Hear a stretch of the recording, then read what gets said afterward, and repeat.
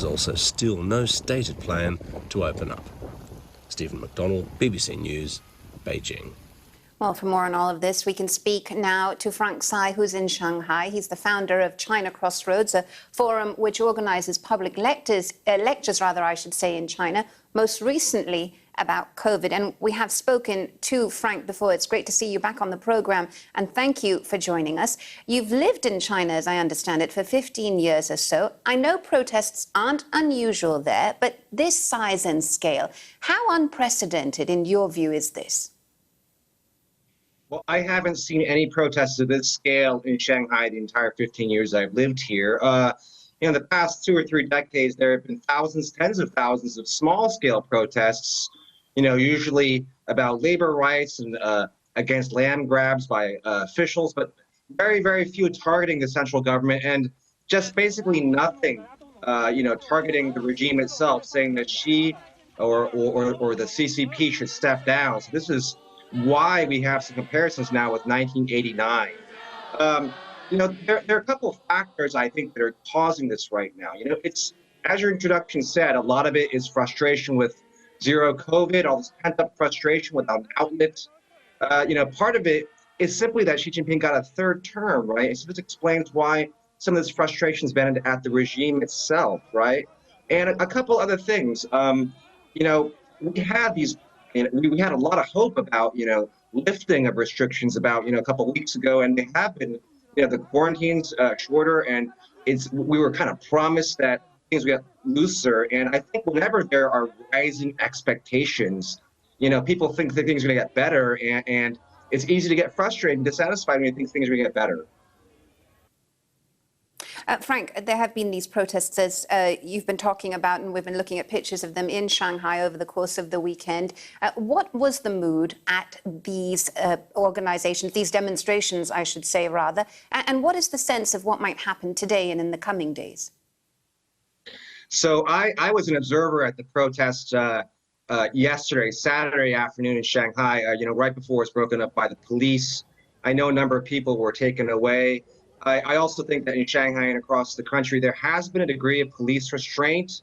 There hasn't been police brutality, more or less, despite all the videos that are being, kind of sent around. I wasn't at the protest. I wasn't an observer there Saturday night.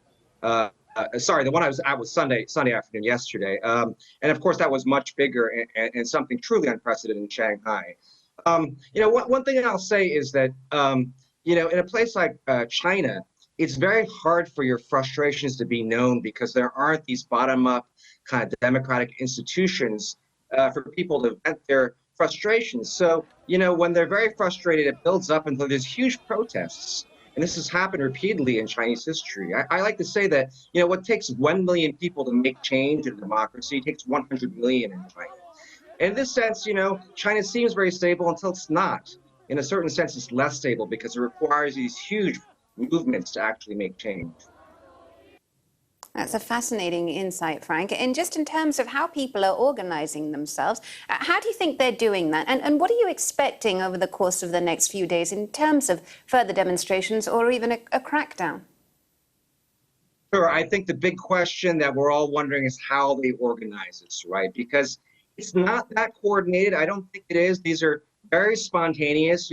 A Saturday night in Shanghai, it was a smaller group of student organizers with their vigil for Urumqi, and then a lot of onlookers just, started participating. So I don't think it's very coordinated. It's very hard to coordinate this kind of thing because WeChat is censored. Videos that show protests are deleted. That's happened to me too. And, so if there are not a lot of coordinators right now, or it's hard to pin them down, then how does the government crack down without, a set of ringleaders? And let's not say that this is a mass movement yet, like 1989 or even Iran now. It's just too early. I just wouldn't say that. And so if it's not a mass movement, how can the government really crack down, short of just, locking up us again or tightening on COVID again, which I don't think is going to happen. I think the Communist Party is in a real pickle right now about what to do. Indeed. Frank Tsai, founder of China Crossroads, thanks so much for joining us again on Newsday. And you'll find much more on the protests in China on our website, where there's a live page keeping you up to date with all of the latest developments. Just head over to bbc.com/news, I should say, or simply download the BBC News app if you haven't done so already, of course.